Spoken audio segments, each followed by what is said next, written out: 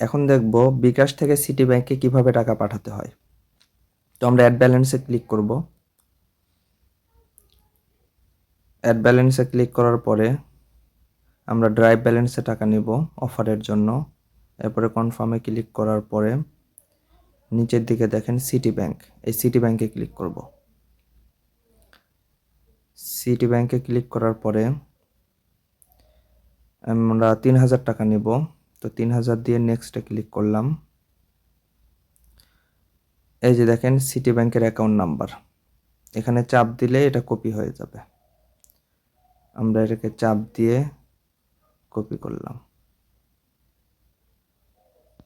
বিকাশে যাওয়ার পরে আরও দেখুন, এখানে ক্লিক করার পরে নিচের দিকে একটা অপশন শো করবে বিকাশ টু ব্যাংক।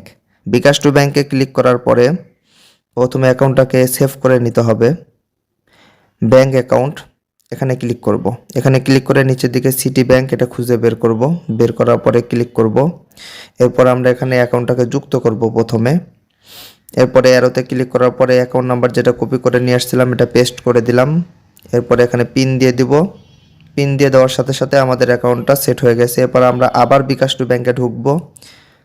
ঢুকলে দেখতে পাবো ব্যাংক অ্যাকাউন্ট, এখানে ক্লিক করলে সিটি ব্যাংক আমাদের উপরেই আসবে। এটা আমাদের সেটিং করা।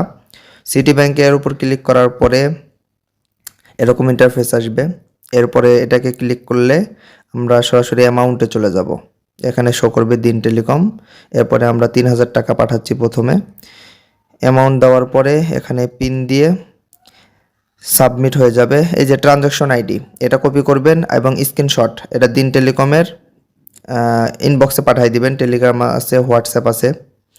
এই ট্রানজ্যাকশন আইডি এবং স্ক্রিনশট দুইটাই পাঠিয়ে দিবেন। আপনাকে যখন বলা হবে টাকা অ্যাড করেন তখন ট্রানজ্যাকশন আইডি উপরে বসানোর পরে নিচে ভেরিফাই ক্লিক করবেন।